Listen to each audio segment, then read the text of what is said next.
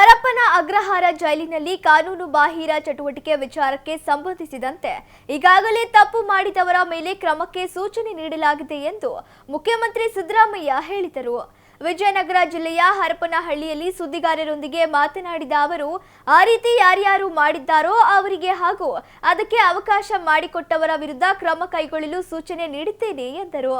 RSS ವಿಚಾರಕ್ಕೆ ಸಂಬಂಧಿಸಿದಂತೆ ಪ್ರತಿಕ್ರಿಯಿಸಿದ ಅವರು, ನಾವು ಎಲ್ಲ ಆರ್ಗನೈಸೇಷನ್ ಅಂತ ಹೇಳಿದ್ದು ಅದುವೇ ವಿನಃ ಕೇವಲ ಆರ್ಎಸ್ಎಸ್ ಅಂತ ಹೇಳಿಲ್ಲ. ಅವರು ಆ ರೀತಿ ಅರ್ಥ ಮಾಡಿಕೊಂಡರೆ ಹೇಗೆ ಎಂದು ಪ್ರಶ್ನಿಸಿದರು. ಇನ್ನು ಜಿಲ್ಲಾ ಪಂಚಾಯಿತಿ ಹಾಗೂ ತಾಲೂಕು ಪಂಚಾಯಿತಿ ಚುನಾವಣಾ ವಿಚಾರಕ್ಕೆ ಸಂಬಂಧಿಸಿದಂತೆ ಪ್ರತಿಕ್ರಿಯಿಸಿದ ಅವರು, ಹೈಕೋರ್ಟ್ ಆದೇಶದಂತೆ ಮಾಡುತ್ತೇವೆ ಎಂದರು. ಮೆಕ್ಕೆಜೋಳ ಬೆಂಬಲ ಬೆಲೆ ಜಾರಿ ಮಾಡೋದು ಕೇಂದ್ರ ಸರ್ಕಾರ, ಬೆಳೆ ಹಾನಿಯಾದರೆ ಪರಿಹಾರ ಕೊಡೋರು ನಾವು ಎಂದರು. ನಾಳೆ ಅವರು ಯಾರನ್ನ ಅಲ್ಲಿ ಈಜಿ ಹಾಕಿದ್ವಲ್ಲ, ಅವರು ರಜಾ ಹೋಗಿದ್ರು.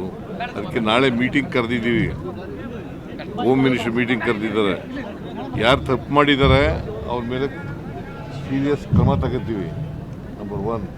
ನಂಬರ್ 2, ಮತ್ತೆ ಇನ್ನು ಮುಂದೆ ಈ ಥರ ಆಗಬಾರ್ದಾಗ ನೋಡ್ಕೋತೀವಿ. ಇಲ್ಲ, ನಾಳೆ ಅವರು ಯಾರನ್ನ ಅಲ್ಲಿ ಈಜಿ ಹಾಕಿದ್ವಲ್ಲ, ಅವರು ರಜಾ ಹೋಗಿದ್ರು. ಅದಕ್ಕೆ ನಾಳೆ ಮೀಟಿಂಗ್ ಕರೆದಿದ್ದೀವಿ, ಹೋಮ್ ಮಿನಿಸ್ಟರ್ ಮೀಟಿಂಗ್ ಕರೆದಿದ್ದಾರೆ. ಯಾರು ತಪ್ಪು ಮಾಡಿದ್ದಾರೆ ಅವ್ರ ಮೇಲೆ ಸೀರಿಯಸ್ ಕ್ರಮ ತಗೋತೀವಿ, ನಂಬರ್ 1. ನಂಬರ್ 2, ಮತ್ತೆ ಇನ್ನು ಮುಂದೆ ಈ ಥರ ಆಗಬಾರ್ದಾಗ ನೋಡ್ಕೋತೀವಿ. ಏನಪ್ಪ, ನಾವು ಹೇಳಿರೋದು RSS ಅಂತ ಹೇಳಿಲ್ಲ, ಎನಿ ಆರ್ಗನೈಸೇಷನ್ ಅವರು ಪರ್ಮಿಷನ್ ತಗೊಂಡು ಮಾಡಬೇಕು ಜಿಲ್ಲಾಧಿಕಾರಿಗಳ ಹತ್ರ ಅಂತ ಹೇಳಿದ್ದೀವಿ. ಅದನ್ನು ಬಿಟ್ಟರೆ RSS ಅಂತ ಸ್ಪೆಸಿಫಿಕ್ ಆಗಿ ಹೇಳಿಲ್ಲ. ಅವರು ಭಾವಿಸ್ಕೊಂಡಿದ್ದಾರೆ RSS ಅಂತ. ಎನಿ ಆರ್ಗನೈಸೇಷನ್ ಅಂದ್ರೇನು? ಎಲ್ಲ ಸಂಘ ಸಂಸ್ಥೆಗಳು. ಆಮೇಲೆ ಹೇಳಿ, ಭಾಗವತ್ ಹೇಳಿದಕ್ಕೆಲ್ಲ ನಾವು ಉತ್ತರ ಕೊಡೋಕ್ಕಾಗಲ್ಲ. ಸಂಸ್ಥೆಗಳು ಟಿಪಿಜೆಡ್ ಚುನಾವಣೆ ಮಾಡ್ತೀರಾ? ಟಿಪಿಜೆಡ್ ಚುನಾವಣೆ ಮಾಡ್ತೀರಾ? ಯಾವುದು? ಜಿಲ್ಲಾ ಪಂಚಾಯತ್ ಎಲೆಕ್ಷನ್ ಮಾಡ್ತೀರಾ ಅಂತ ಕೇಳ್ತಾರೆ. ಮಾಡ್ತೀವಿ. ಯಾವಾಗ ಮಾಡ್ತೀರಾ? ಕೋರ್ಟ್ನಲ್ಲಿ ಇದೆ, ಯಾವಾಗ ಹೇಳ್ತೀರ ಆಗ ಮಾಡ್ತೀವಿ.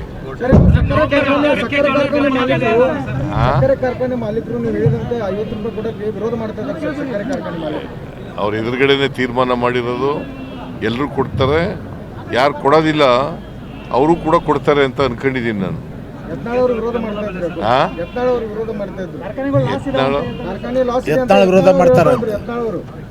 ಯತ್ನಾಳು ಇದ್ದರೆ ಅವನ ಮೇಲೆ ಕ್ರಮ ತಗೋತೀವಿ. ಶುಗರ್ ಫ್ಯಾಕ್ಟ್ರಿ ಅವ್ರ ಮೇಲೆ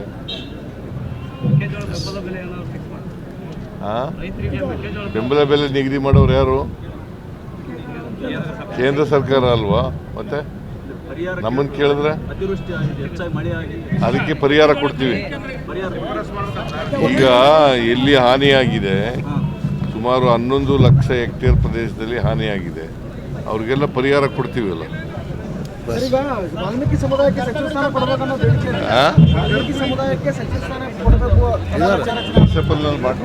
ಸಂಪುಟ ವಿಸ್ತರಣೆ ಯಾವಾಗ ಸರ್?